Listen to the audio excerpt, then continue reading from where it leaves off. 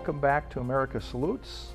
I'm Milton Schoen, Hennepin County Veteran Service Officer, and our second segment of the show today is going to be about the stand down that serves homeless veterans that's taken place since 1993.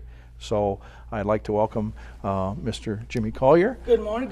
I'm Jimmy Collier, and I'm the Regional Director of the Minnesota Assistant Council for Veterans. And we are having our annual stand down coming up here on the 5th and 6th of August. And you brought with you David Nguyen? David Nguyen. David Nguyen. Yes, David Nguyen. He's my outreach coordinator for the event. Well, I want to welcome you both here. And the stand down is a very important event.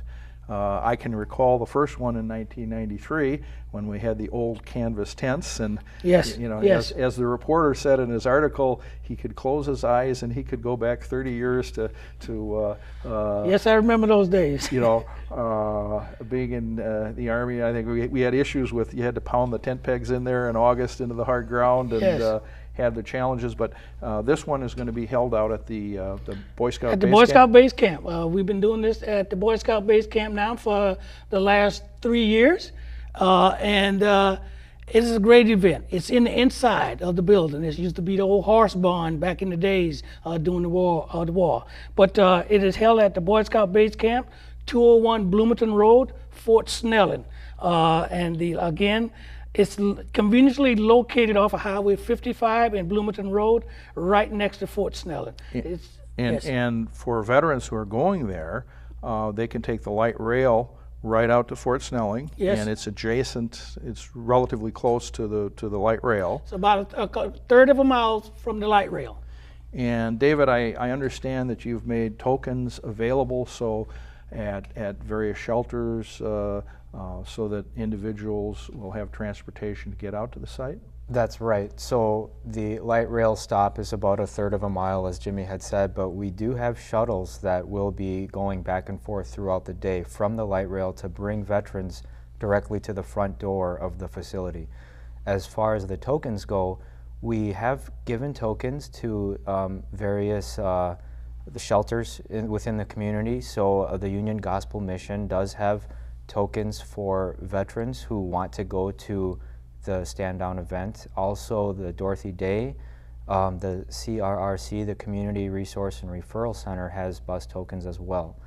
And then on top of that, we will be running shuttles. So veterans can choose between taking a shuttle or hopping on to light rail or mass transit. Very good.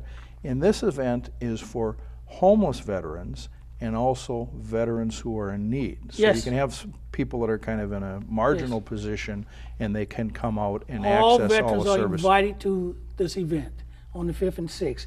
There will be free service available: meals, clothing, VA benefits, legal assistance, courts, public benefits. Haircuts? Let's not forget haircuts, because a lot of them are going to need haircut. Federal and state tax assistance, VA medical care, dental, obstetrician, the DMV.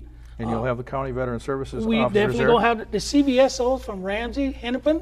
The counties within the metro area will be there. Housing, employment assistance. And this year we will have a vehicle for the International Driving School will be there to let the veterans know that there's a driving school available to train them so that they can get their CDL license. So that will be there also.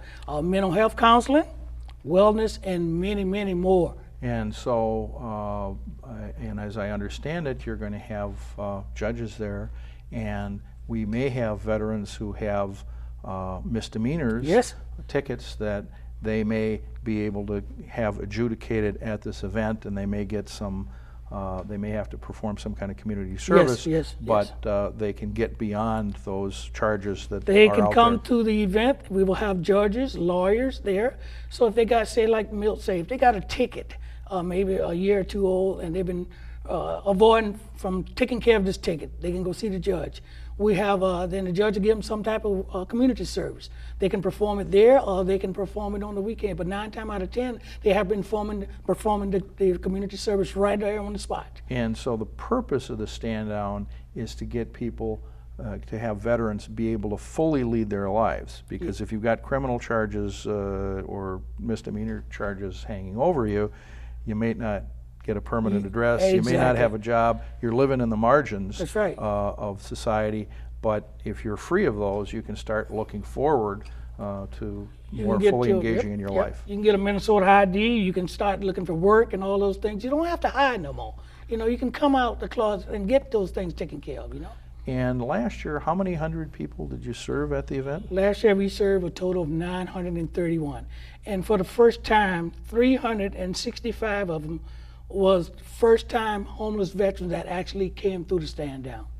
Very good. That was that's very was impressive. Tremendous event. And it's a two-day event. It's like one-stop shopping, and a veteran can come and they can, as you were mentioning earlier, if they have child support issues, they may be able to talk to somebody. If they have, let's say, a traffic ticket, they can deal with that.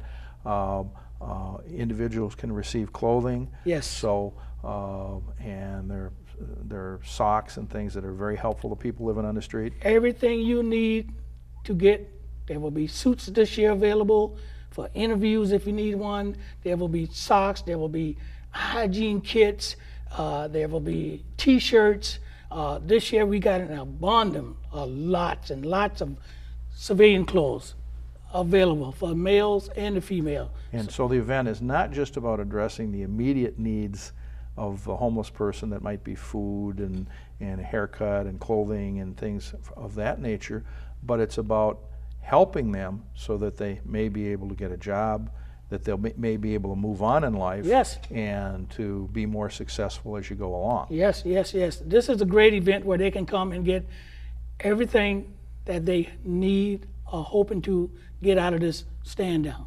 These 2 days is ready to be available for them. Please come and enjoy yourself. There'll be a meal. Joe Sensor will be sponsoring the meal. The VFW will be doing the breakfast, and the American Legion. So we have the Red Cross will be there. Salvation Army will have the breakfast on the second day. So come and enjoy it. Come and get your benefits, guys, you know. And I know, David, that the thing that impresses me about the event is that we've had people who've participated in Stand Down, and then in future years they come back when they stabilize their lives and they volunteer to help other veterans. And right. And a key piece to that, I think, is being able to give back to the community. For many of the veterans that come to the Stand Down event, they're in such marginalized positions that they're struggling to help themselves. But through the services of Stand Down, being able to access important services such as the CVSO, employment assistance, health, or even having their legal issue resolved, they're in a better place next year to come back and help out veterans who might be in the same position they were a year before. Yes. Right.